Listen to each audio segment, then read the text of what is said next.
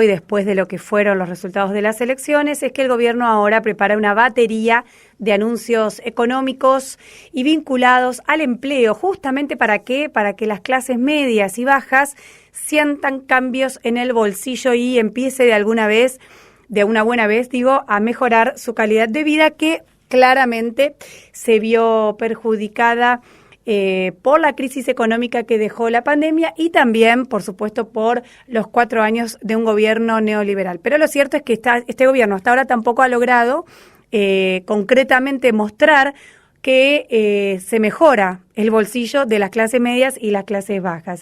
Por eso ahora están diciendo desde el gobierno que a partir de ahora comienza esta batería de anuncios. Hay un dato que ayer comentábamos que tiene que ver con esto, y es que desde el 2020 no para, desde antes, ¿no? Pero puntualmente desde el 2020 no para de caer el salario. La pandemia, por supuesto, vino a terminar de darle el tiro de gracia, pero lo cierto es que no para de caer el salario y el poder adquisitivo en la Argentina, y no hemos dado la tecla con la inflación. Bueno, ¿cuáles deberían ser algunas de las medidas que anuncia el gobierno? ¿Qué está pasando con este tema? Vamos a hablar con Juan Pablo Enríquez, con quien ya hemos hablado en otras oportunidades. Él es economista y nos va a ayudar a pensar este tema. Hola Juan Pablo, Laura Terenzano te saluda, ¿cómo va? Buenos días, Laura, buenos días para toda la audiencia de la radio. ¿Cómo andan ustedes? Bueno, muy bien, muy bien.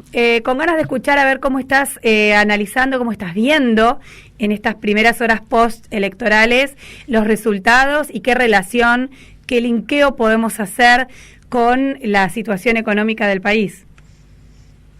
Bueno, el tema de los resultados siempre amerita grandes análisis, ¿no? Porque más allá de que algunos consideren que solamente se puede ver a una cuestión económica, creo también habría otros factores que pueden llegar a intervenir en lo que fue el comportamiento de las mayorías, que en este caso se manifestaron en contra del gobierno. Pero haciendo mención en relación a lo que vos planteabas, el salario y demás, podemos hacer un poco una foto de lo que han sido los últimos años, pero hay un dato central. En los meses de junio y de julio, los datos oficiales arrojan que ha habido un incremento del salario los últimos 2 meses por encima de la inflación. Obviamente son incrementos de apenas el 2%, son ínfimos, pero eso termina de alguna manera rompiendo esa cadena decreciente que había, ese incremento, esa diferencia entre salario e inflación, y de alguna manera comienza a visorar un cambio a futuro. El tema es que venimos de una caída estrepitosa en los últimos años. El periodo 2015-2019 trajo una caída del 23% del salario. Hasta el mes de junio hemos decrecido en un 5% más, y obviamente eso trae como consecuencia una pérdida de poder adquisitivo y también tiene una repercusión negativa en todo lo que tiene que ver con el esquema de compras de bienes y servicios de nuestra población.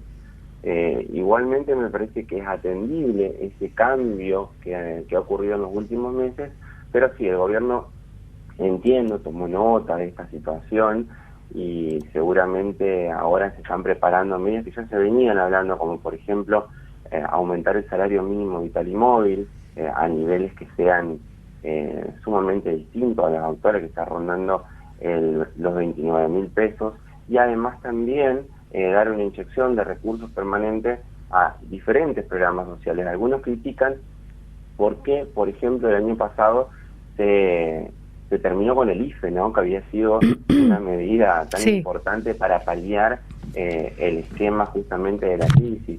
Y Argentina, de alguna forma, si uno va a los números concretos y vinculado con lo que fue el presupuesto presentado por el ministro Guzmán hacia fines de 2020, cumplió con creces lo que tiene que ver no desbordar su déficit fiscal, ¿no? Que andan en alrededor del 2% y se había planificado en el 4%.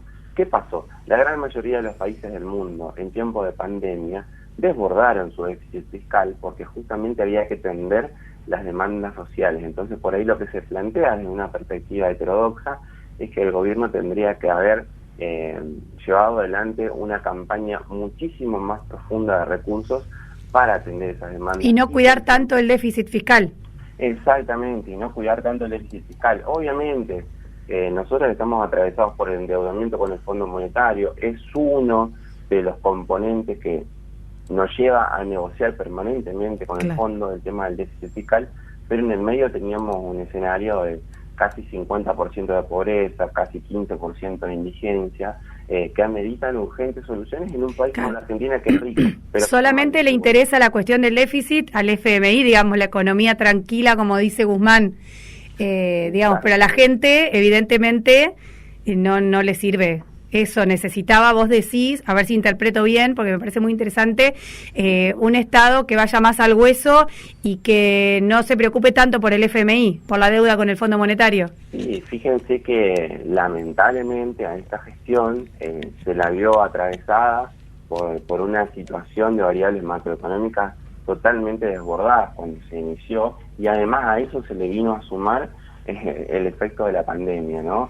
Por ahí hay gran parte de la población que no analiza quiénes fueron los causantes de todas las grandes situaciones. Si no, creo, me parece, que no se hubiera elegido a aquellos que endeudaron a la Argentina en las últimas elecciones, porque suena muy contraproducente decir que la gente votó, o gran parte de la población, en contra del gobierno y a favor de estar mejor, cuando en realidad la situación del país se debe justamente a aquellos que atravesaron, aquellos que... Votó a los que nos endeudaron, claro. Exactamente, entonces la verdad que el análisis me parece debiéramos también tocar otro tipo de variables que no solamente tengan que ver con el comportamiento del bolsillo, que obviamente está muy alicaído en Argentina, sino también con otros factores, porque si damos el caso, en el 2015 teníamos 6% de desocupación, la Argentina había crecido al 3%, teníamos el mayor salario real de Latinoamérica, hoy tenemos el salario real más bajo de Latinoamérica.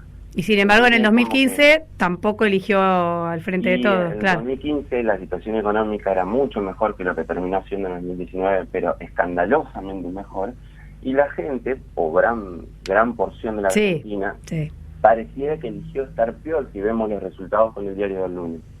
Entonces me parece que habría que... Claro, quizás, digo, siguiendo un poco tu lógica y arriesgando hipótesis, claro, en el 2015 primó más una cuestión vinculada a lo ideológico y a lo político puramente hablando, que ahora no estuvo tan presente y sí estuvo más presente el voto bolsillo.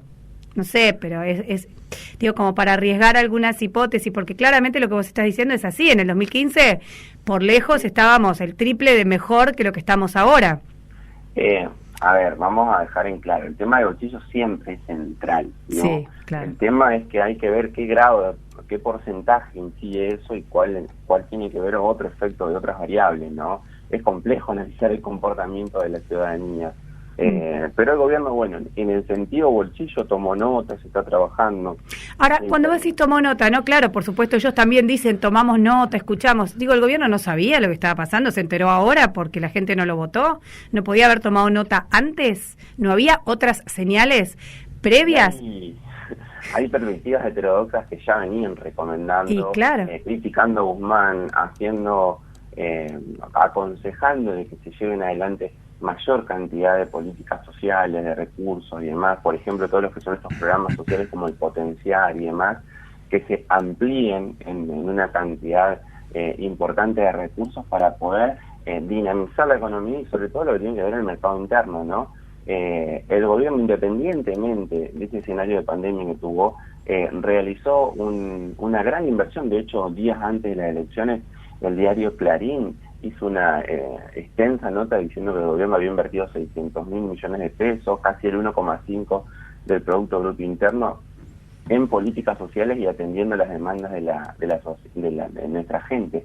El tema es que siempre es insuficiente porque las necesidades eran extremas, son extremas, no han cambiado. Y bueno, este gobierno que tiene un corte popular deberá tomar nota de eso, pero también seguramente deberá tomar nota de otras cuestiones, como por ejemplo el tema de la comunicación, de no saber comunicar gran cantidad de medidas políticas que se llevan adelante, mejorándole la vida a las personas y que por ahí pasan desapercibidas, digamos. hay todo un combo, hay, me parece, factores integrales que tienen que ver y que no solamente tienen que ver con el salario en relación con el resultado que se denota de la elección. Igual creo que es importante, más allá de la adversidad, un tirón de orejas en este momento, ¿no? Para que puedan modificar ciertas conductas, ciertos comportamientos y tengan otra mirada, seguramente mucho más profunda, y se me viene a la cabeza lo que fue el escenario de 2009, cuando el gobierno nacional, que tenía una fórmula muy potente en la provincia de Buenos Aires, con Néstor Kirchner, Daniel Scioli y Sergio Massa, perdió contra el famoso Alicate de Narváez. Bueno, y el gobierno redobló la apuesta, llevó adelante la asignación universal por hijo, estatizó el PF, aerolíneas, y en el 2011 obtuvo un triunfo histórico. Sí, claro. No, claro, en el 2011 ganó, digo, efectivamente. Es decir, no es la primera vez que el gobierno pierde unas legislativas, que el Frente de Todos, en este caso, pierde unas legislativas y después termina ganando en las ejecutivas 2 años después. La pregunta es, en este caso, ¿no? Con este contexto actual, con la adversidad actual de la situación económica que no da respiro a la mayoría de las familias de Argentina, ¿cuál sería una estrategia que pudiese darle aire a la economía de cara al 2023, pero no pensando en las elecciones, sino en una recuperación real en los bolsillos de las personas? Porque el tema de la inflación también parece ser que no va a ser algo que se pueda resolver en lo inmediato.